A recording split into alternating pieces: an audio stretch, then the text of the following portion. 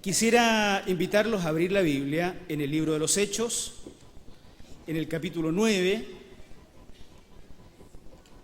Vamos a leer desde el 19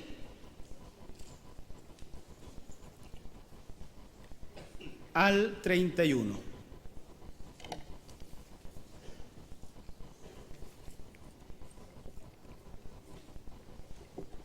Libro de los Hechos, capítulo 9, versículos 19 al 31. Dice así: Y habiendo tomado alimento, recobró fuerzas, y estuvo Saulo por algunos días con los discípulos que estaban en Damasco. Enseguida predicaba a Cristo en las sinagogas, diciendo que éste era el Hijo de Dios. Y todos los que le oían estaban atónitos y decían: ¿no es este el que asolaba en Jerusalén a los que invocaban este nombre? Y a eso vino acá para llevarlos presos ante los principales sacerdotes.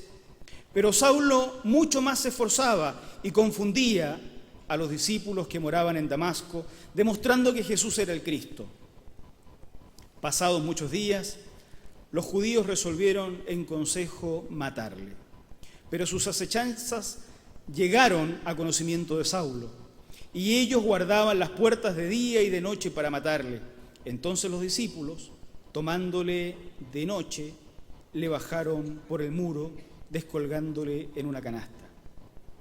Cuando llegó a Jerusalén, trataba de juntarse con los discípulos, pero todos le tenían miedo, no creyendo que fuese discípulo. Entonces Bernabé, tomándole, lo trajo a los apóstoles y les contó cómo Saulo había visto en el camino al Señor, el cual le había hablado, y cómo en Damasco había hablado valerosamente en el nombre de Jesús. Y estaba con ellos en Jerusalén, y entraba y salía, y hablaba denodadamente en el nombre del Señor, y disputaba con los griegos, pero éstos procuraban matarle. Cuando supieron esto los hermanos, le llevaron hasta Cesarea, y le enviaron a Tarso. Entonces las iglesias tenían paz por toda Judea, Galilea y Samaria, y eran edificadas, andando en el temor del Señor, y se acrecentaban fortalecidas por el Espíritu Santo. Amén. Amén. La semana pasada, la pastora María Eugenia nos predicaba sobre la conversión de Saulo. ¿Lo recuerdan? Y en la conversión de Saulo, recuerden que una luz que él ve en el camino lo tira al suelo, él percibe que es la presencia del Señor, percibe que es el Señor, y entonces, se convierte a Jesucristo.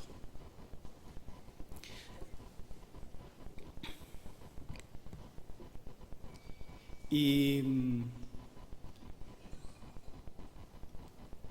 lo que empezábamos a leer hoy, en el versículo 19, nos introducía, claro, era parte de lo anterior y al mismo tiempo hacía un puente con lo que estábamos viendo hoy. Yo quisiera que hoy reflexionemos en torno a la relación de Pablo con la iglesia. Cómo Pablo, el gran apóstol, voy a decirle gran apóstol como una forma de mostrar que este apóstol en el cual se funda gran parte de las creencias cristianas,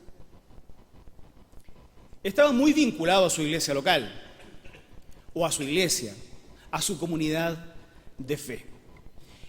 Ni bien se convierte en ese camino a Damasco y cae al suelo y tiene esta experiencia que nos narraban la semana pasada, es llevado a Damasco, la misma ciudad donde él estaba yendo a perseguir a los cristianos, y se le encarga a un discípulo que tenga el primer encuentro con él.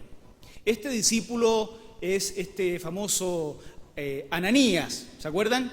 Que al comienzo no quiere, porque obviamente tiene miedo, pero luego, bajo la instrucción de Dios, Ananías ejecuta la tarea y tiene su primer encuentro con Saulo. Lucas, el autor, así llamamos al autor del libro de los Hechos,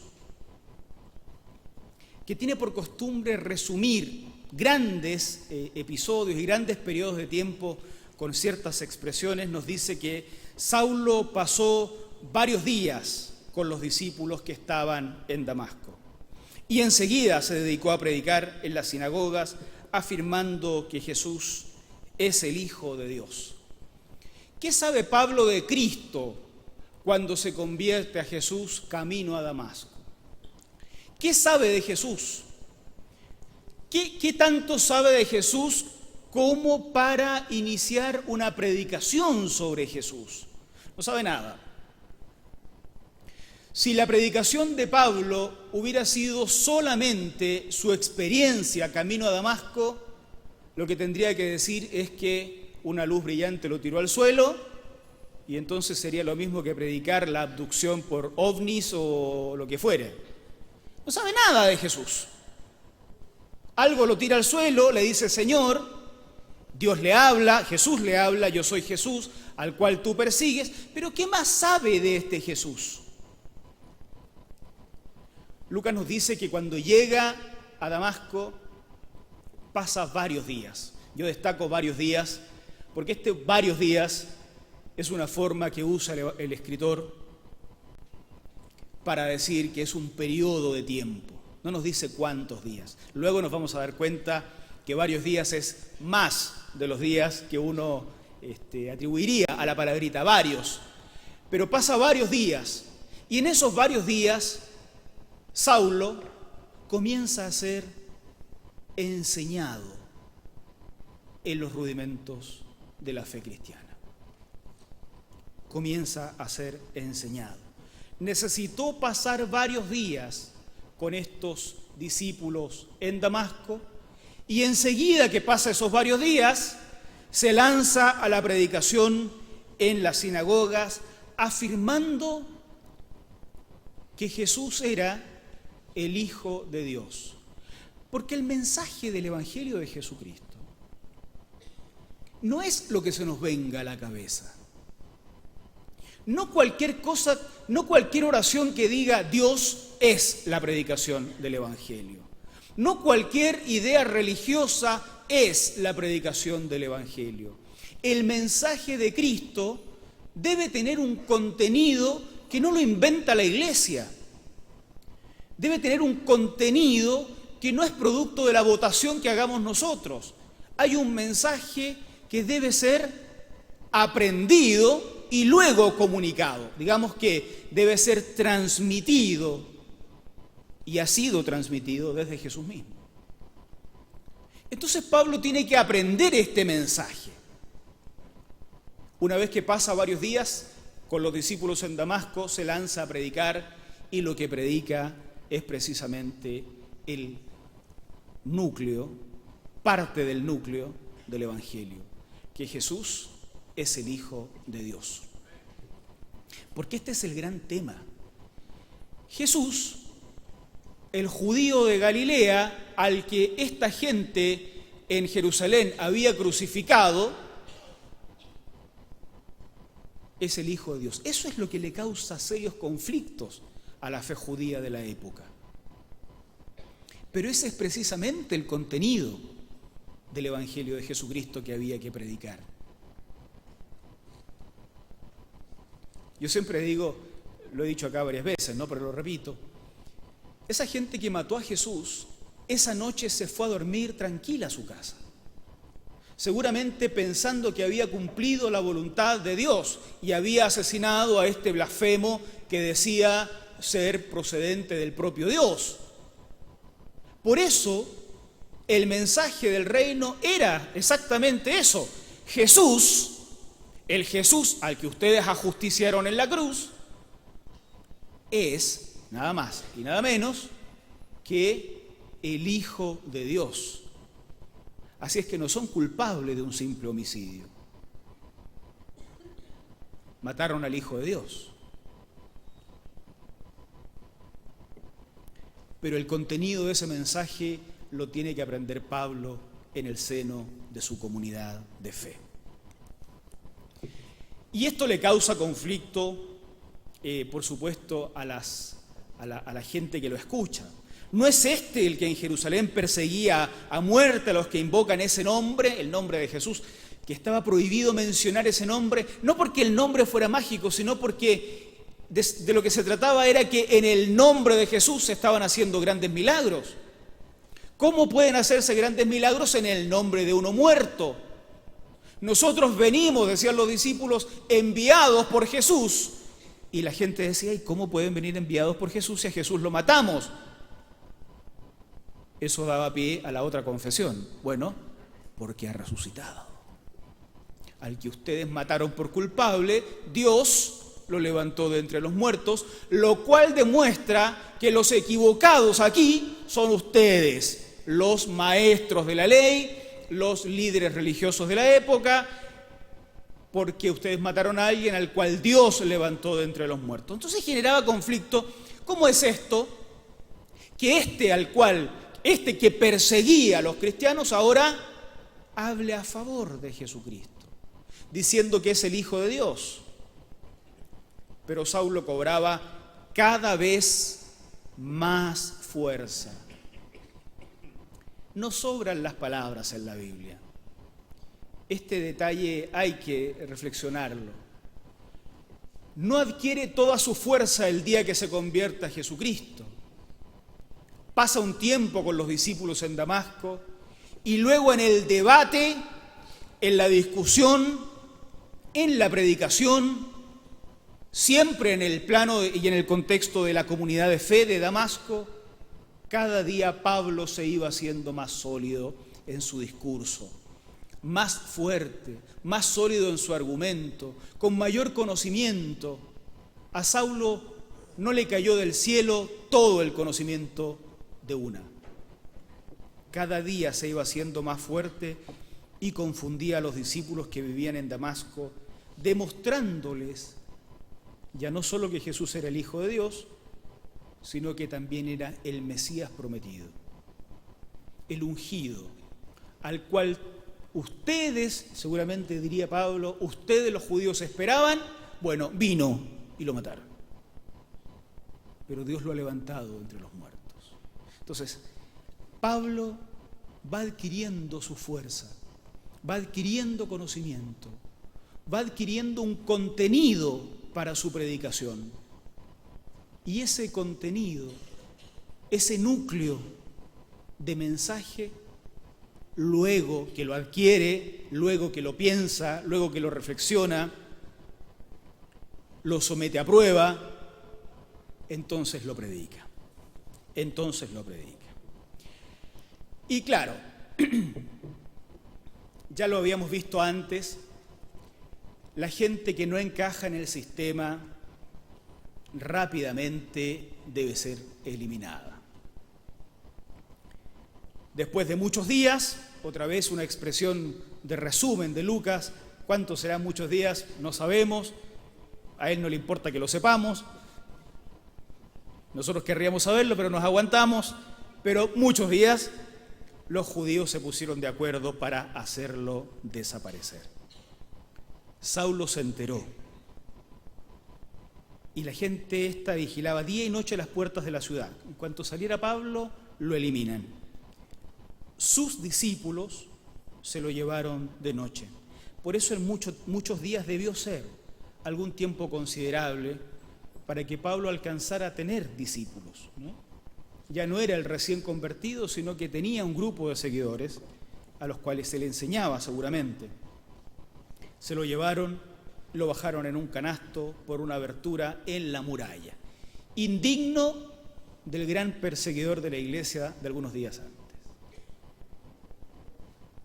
El perseguidor de la iglesia no solo se ha convertido en cristiano, sino que también se ha convertido en perseguido.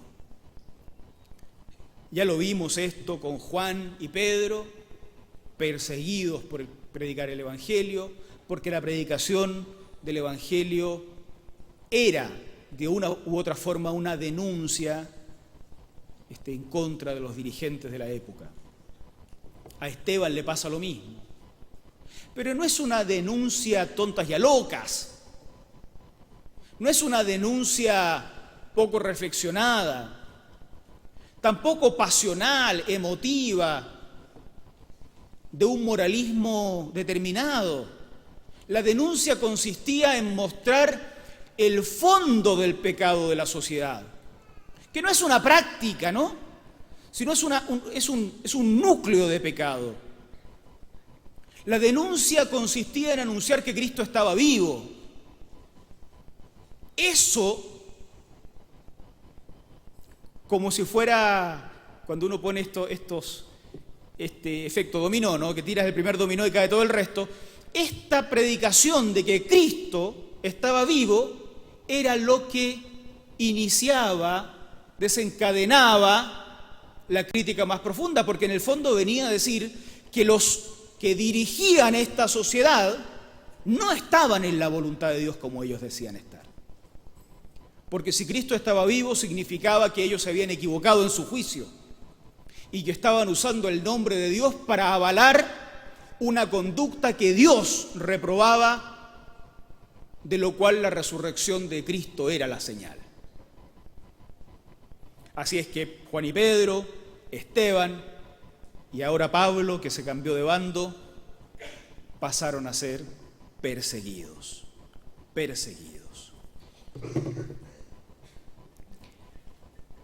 Pero el problema no era tanto que sus antiguos camaradas lo persiguieran.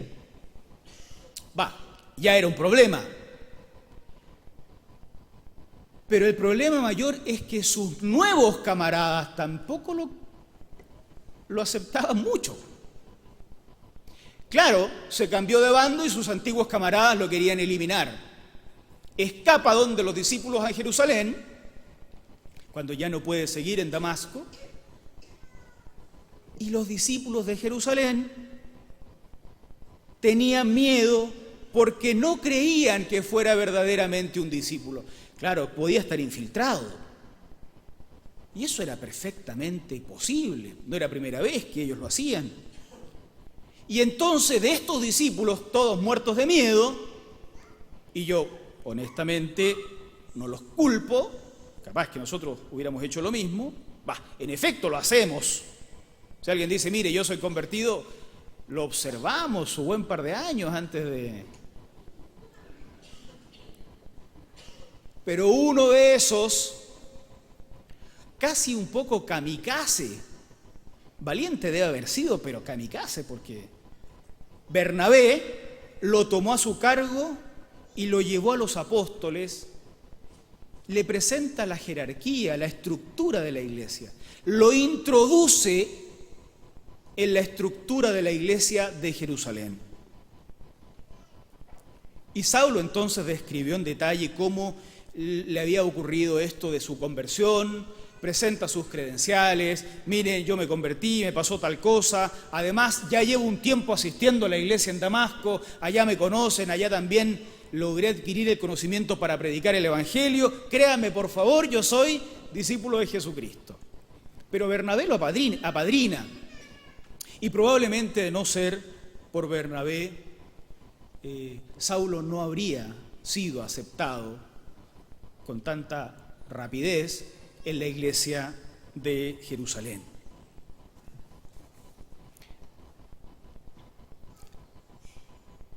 Y ahora también en Jerusalén se quedó con los discípulos durante algunos días.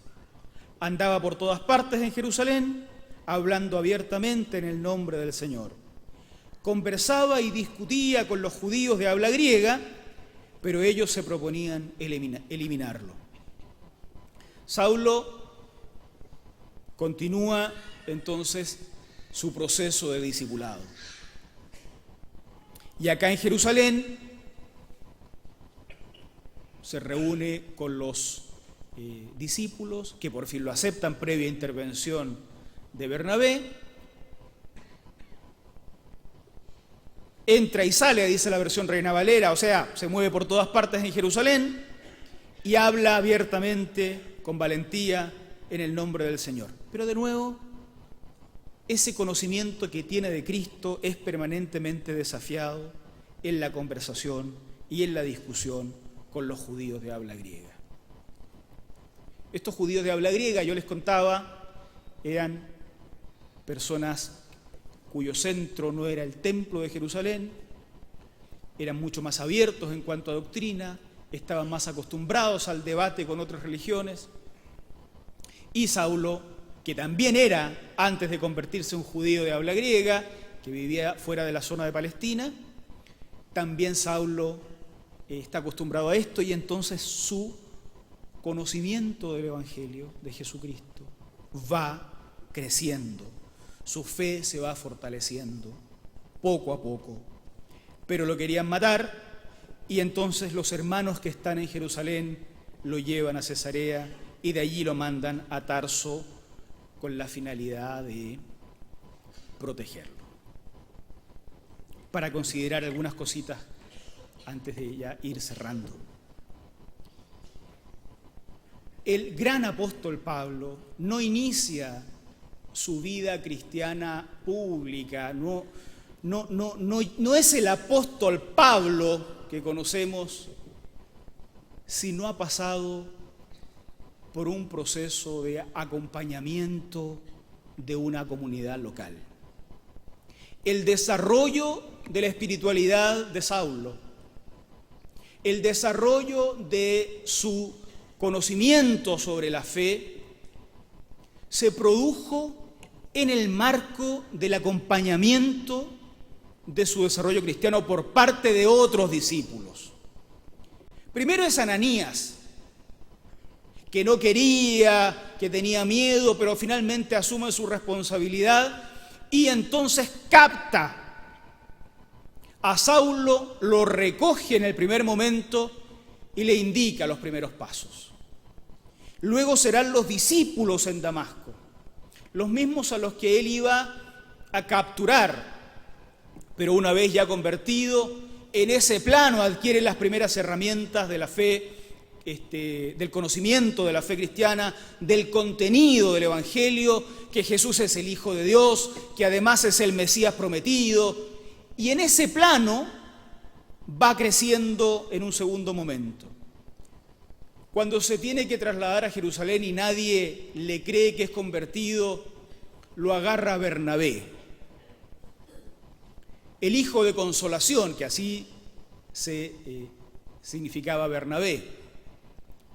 Y este lo introduce en la estructura de la iglesia jerosolimitana. Le hace conocer a los apóstoles, probablemente en ese contexto encara otros aspectos de la fe. ¿Cuántas cosas habrá percibido Pablo que hasta ese momento enseñaba mal y ahora fue corregido y enseña bien? Fue creciendo, se fue desarrollando. Y luego de Bernabé, todos los hermanos en Jerusalén constituyen el contexto en el que la fe del apóstol va creciendo. Por eso cuando uno lee las cartas de Pablo, no debe suponer que eso cayó del cielo como si nada.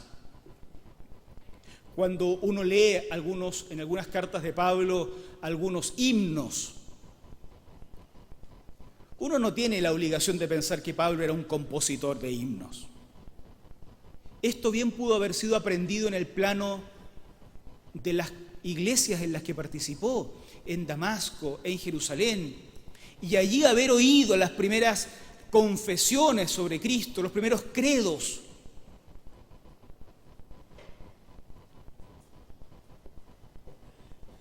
La necesidad del acompañamiento en el desarrollo cristiano es algo que nosotros muchas veces pasamos por alto. Lo que vemos en el relato que hoy estudiamos es, por un lado, que se describe el comportamiento del apóstol. Se describe cómo Pablo es acompañado, cómo Pablo va madurando, va creciendo. Pero el texto también describe el comportamiento de la iglesia en medio de la cual Saulo o Pablo va creciendo. Porque si Pablo es alguien que necesita ser acompañado en su desarrollo, impulsado en su desarrollo cristiano por otros hermanos, la iglesia es la que impulsa el desarrollo cristiano. La de Damasco en la persona de Ananías y de los discípulos, la de Jerusalén en la persona de Bernabé y del resto de los hermanos. Pero nunca crece solo. No crece solo. Pablo necesita el acompañamiento de su comunidad para desarrollar su discurso, su fe, su comportamiento. Por el otro lado, la iglesia tiene la tarea de acompañar el desarrollo de Saulo. Por eso cuando Ananías no quiere, lo hace igual. Por eso cuando la iglesia en Jerusalén tiene miedo, Bernabé tiene que asumir y acompaña igual. Porque no es posible el crecimiento cristiano al margen de la comunidad de fe. Quisiera proponer esta pregunta. ¿Nos estamos exponiendo nosotros, los que estamos acá, lo mismo pregunté en la reunión de la mañana, a alguna forma de acompañamiento que impulse nuestro desarrollo cristiano? Yo a veces pienso que menospreciamos un poco la necesidad que tenemos de que la iglesia nos acompañe para desarrollarnos. No, ya llevo 20 años en la iglesia, ¿qué me van a enseñar estos? Me lo he leído todo, ¿qué me van a enseñar estos? Yo oro en mi casa y Dios me habla directamente. ¿Para qué necesito que me hablen otros hermanos? ¿Para qué tengo internet? ¿Para qué tengo la tele? ¿Para qué tengo la radio? No necesito de la iglesia para crecer. Y por eso creo que a veces menospreciamos los espacios en los que como iglesia podemos impulsarnos, corregirnos, educarnos, acompañarnos en el desarrollo cristiano. Eso por un lado. Por otro lado, cuando estamos cumpliendo el rol de iglesia, y no el rol del que necesita acompañamiento, sino el de iglesia, tengo la impresión de que no a todos nos interesa acompañar a quienes están desarrollándose. Es como que se nos metió tanto en la cabeza que la tarea de la iglesia es salvar almas, que no tiene cómo entrar el mandamiento de Jesús que dice que la tarea de la iglesia era ser discípulos. Y yo no sé en qué momento de la historia se nos metió esta expresión. Tenemos que ganar las almas. Cuando el mandato de Jesús era hacer discípulos. Pero nos conviene un mandato más fácil. Porque a un alma no necesito vestirla, alimentarla, no necesita educación, no necesita reclamar justicia social, no necesita buenos dirigentes políticos. Las almas son almas nomás. ¿Qué vas a invitar a la Academia Bíblica a un alma? No necesitas ni templo, porque las almas no ocupan espacio, parece. Pero hacer un discípulo es otra cosa. Te puedes demorar la vida entera en hacer un solo discípulo. Porque una vez que tiene su encuentro con Jesús, ya sea en la plaza de Santiago o camino a Damasco, da lo mismo, hay que empezar a discipularlo. Debes acompañarlo, aunque no quieras, aunque tengas miedo, porque era un perseguidor de la iglesia. Y entonces, poco a poco, ese discípulo va a ir adquiriendo el conocimiento de quién es Jesucristo, de qué es Jesucristo, de qué es predicar a Jesucristo, de qué es el reino de Dios. Se va a dar cuenta que es un antisistema, porque quien vive bajo las leyes del reino de Dios obviamente no encaja en un sistema que está construido bajo las leyes del mundo. Y hasta perseguido puede ser. Y después de varios años habrás hecho un discípulo. Entonces, hay que mirar estas dos caras de la misma moneda. No menospreciemos el espacio que tenemos para exponernos al acompañamiento. No nos congregamos, no nos comprometemos en el estudio serio de la Biblia. Nos encanta enseñar, pero no estudiar. No nos comprometemos económicamente para propiciar los espacios de enseñanza en la iglesia. Somos autosuficientes. No todos. Y a veces todos pasamos por etapas de este tipo. Pero necesitamos exponernos a ser corregidos, a ser acompañados, a ser impulsados en el desarrollo cristiano. Necesitamos exponernos. Por eso es bueno estar acá. Por eso es bueno cuando nos juntamos a orar. Por eso como iglesia estamos tratando de pensar cómo generar un espacio a media semana que posibilite que quienes no pueden venir a la academia bíblica puedan cerca de sus hogares encontrar una casa, un hogar donde estudiar, donde orar, donde reflexionar. Donde tampoco se enseñe cualquier cosa, sino se profundice en la obtención de un mensaje cristiano, un pensamiento que nos permita transitar en el mundo sin ser del mundo, vivir bajo las leyes del reino del Señor. Tenemos que exponernos a estas cosas, hermanos y hermanas. Dejar la soberbia. Yo lo digo en serio, yo crecí en la iglesia y es verdad que hay momentos en que uno dice, después de tantos años en la iglesia, ¿qué me va a enseñar este? ¿Qué me va a enseñar esta? ¿Qué de nuevo puede haber? Esa actitud no trae bendición. Tampoco esto significa justificar la mediocridad. Que bueno, tengo que aguantar que me enseñen cualquier tontera, total, tengo que ser humilde. Eso tampoco es. La actitud personal es la de aquel que dice, sí, no me las sé todas, quiero ser acompañado, me expongo, vamos al estudio, vamos a la reunión, vamos a orar cuando se puede orar, me junto con quienes saben más para estudiar de la palabra del Señor, me expongo a ser impulsado en el crecimiento. Y la actitud de la iglesia debe ser también la otra, generemos los espacios para el acompañamiento.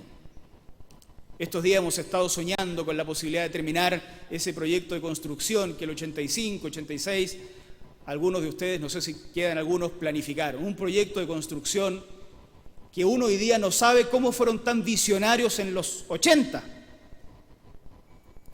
Y eso tiene que ver con generar espacios físicos, ¿para qué? Para seguir acompañando. Porque no van a haber cristianos lobos solitarios.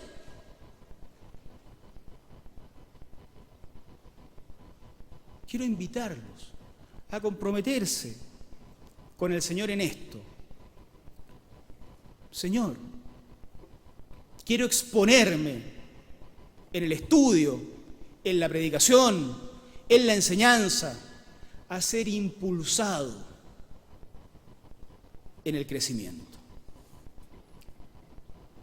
Nuestra iglesia, que tiene como meta fundamental que cada creyente sea un adorador del Señor, ha establecido como tarea inmediata la de acompañar el desarrollo cristiano en todos sus niveles.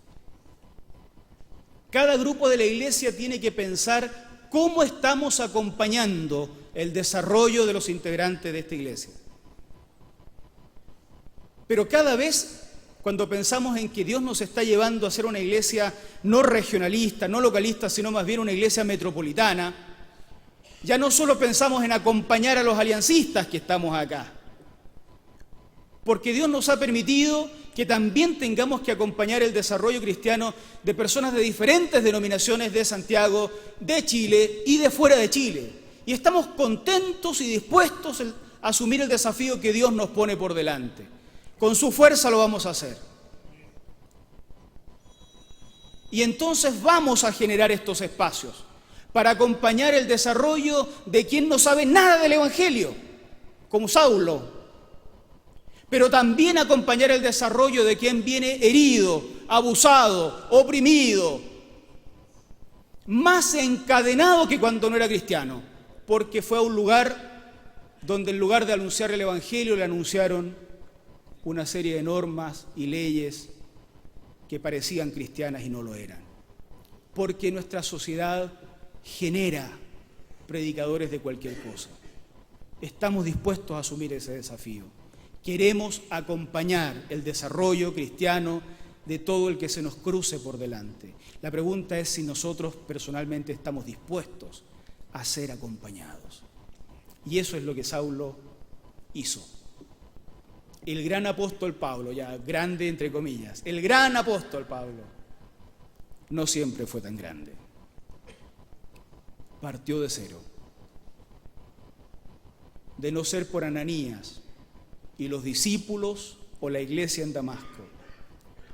De no ser por Bernabé y los reticentes hermanos de Jerusalén. Capaz que Saulo no hubiera escrito ni una miserable carta. Pero Dios tiene su forma, y la forma que mayormente usa Dios para producir siervos del Señor, para producir apóstoles en la época antigua, creyentes comprometidos hoy. La fórmula no es ninguna fórmula secreta, es la iglesia. Es la iglesia. Aquí, tal como ustedes nos ven, con nuestras imperfecciones, con las cosas buenas y las cosas malas. Este es el espacio de crecimiento. Abramos estas puertas, lo decimos también a quienes nos están escuchando por internet, expónganse a ser acompañados, impulsados en el desarrollo cristiano. Amén. Que Dios nos bendiga. Vamos a orar al Señor. Vamos a orar al Señor y vamos a terminar cantando una canción. La enseñaron la semana pasada, por primera vez creo, o hace un par de semanas. Hoy la repitieron. Tú eres el Dios que adoramos. Para algunos de nosotros va a seguir siendo nueva durante el resto del año porque nos cuesta aprendernos las canciones. Pues así que está bueno que nos enseñen la canción nueva, que ya no es tan nueva, algunos ya se la aprendieron. Pero tiene que ver con esto. No adoramos a cualquier Dios. Y nos da lo mismo adorar a cualquier Dios. Nuestro Dios tiene características específicas. Vamos a orar y cantamos. Pónganse de pie, por favor. Señor, gracias por este día y por este tiempo. Gracias por la posibilidad de estudiar tu palabra, porque hoy cerramos la celebración del mes de la Biblia con esta exposición. Gloria a tu nombre, Señor. Recibe la alabanza, la gloria, el honor que te pertenece. Señor, abrimos el corazón porque queremos, a través de la predicación que otros hacen, a través de las tareas que nosotros cumplimos, ser acompañados y acompañar, como Saulo, pero también como Saulo crecer y convertirnos cada día en mejores mensajeros tuyos.